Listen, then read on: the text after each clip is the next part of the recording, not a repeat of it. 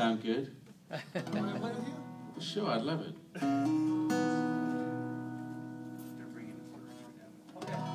Apparently not. Oh, that'd be amazing. Yeah, it'd be amazing. It's like a moment at the Redmond all of a sudden. Yeah. Anyone play the mandolin? Ah, so nice. Really nice. So, sorry, Paul Baloche wrote this song with me, actually right here in this very town. Yeah.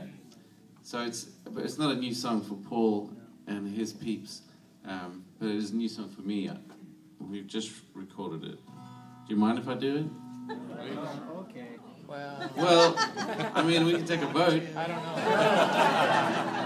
Okay. It's just one lady clapping. Always thank you, Mom.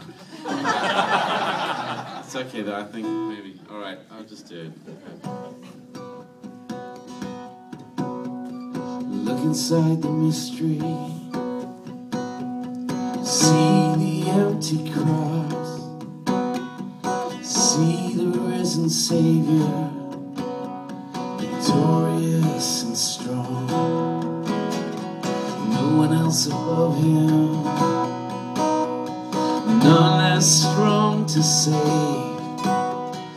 He alone has conquered the power of the grave. Glorious, my eyes have seen the glory of the Lord. Glorious, he stands above the rulers of the earth. Look beyond the tombstone, see the living God, see the resurrected ruler of my heart. No one else above him,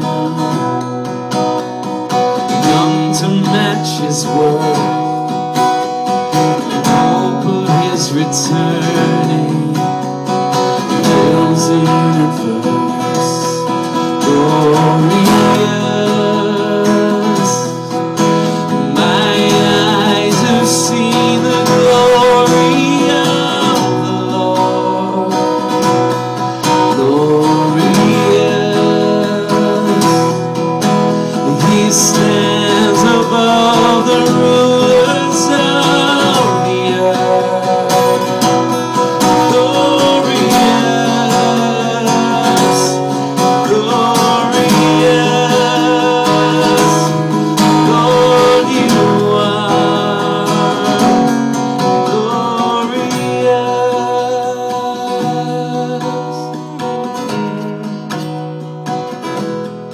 glorious.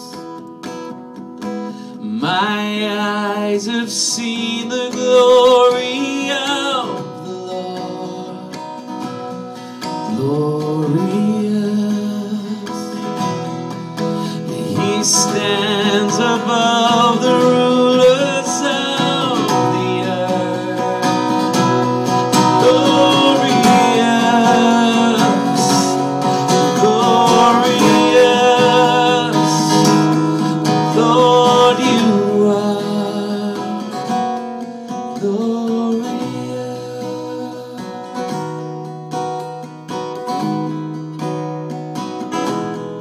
Glorious.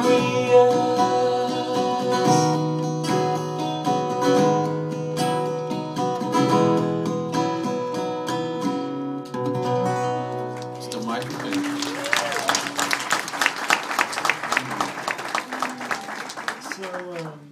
So you want to just walk us through the chords, since you just came out of playing that, you want to walk us through the chords and then just kind of give us some story behind it? Sure. The key of worship, the shape of worship, G. And the capo's up on 4 at the moment, but I normally play it in C. But I spent a long time next to air conditioners yesterday, so I'm going easy. The chords are for the verse, which I really liked when I first heard Paul play it, was is the G shape. Look inside the mystery. And then the next chord is like the 3 shape, a version of the 3 shape. See the empty cross, but it's not a sad. I think everybody knows this chord, but no one knows what to call it. G major 7 over 3, I think, is the shape. I like that chord a lot. See the risen Savior, it's just a deep, victorious and strong. So, and I'm playing them the old school John Denver way for you. You got the bass nice singing in the bottom. And Paul does this other thing, he does the intro, which is...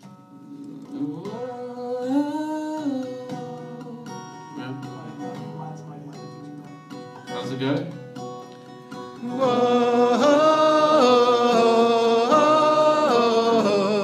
you are glorious. Whoa,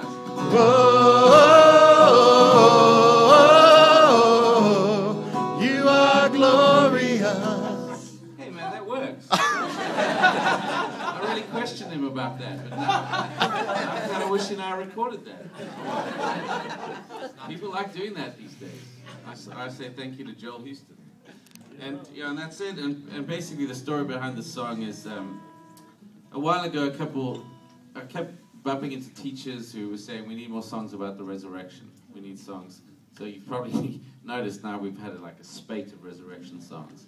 But we kind of needed them. There were a lot of songs about atonement coming from the UK. Soul Survivor pretty much released about 6 records about the cross, which we needed, obviously.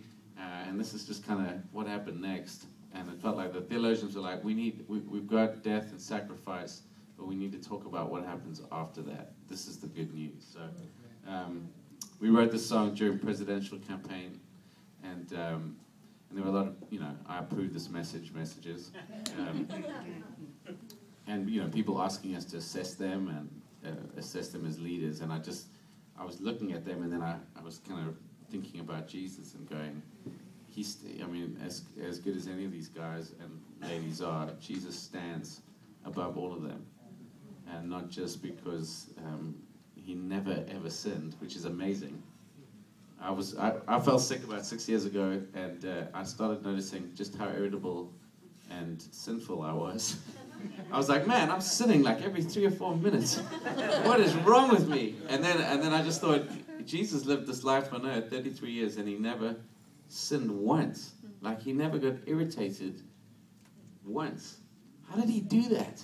So he stands above the rulers of the earth that way, and then he's also the first person to die and then stop being dead. And he's still alive. Yeah, people, I don't know what part of the church you're in, but I get to hear lots of crazy stories from Africa mostly, and third world countries where people are raised from the dead. This happens. And if you have a problem with that, practically, theologically, it's definitely possible. But what happens to those people is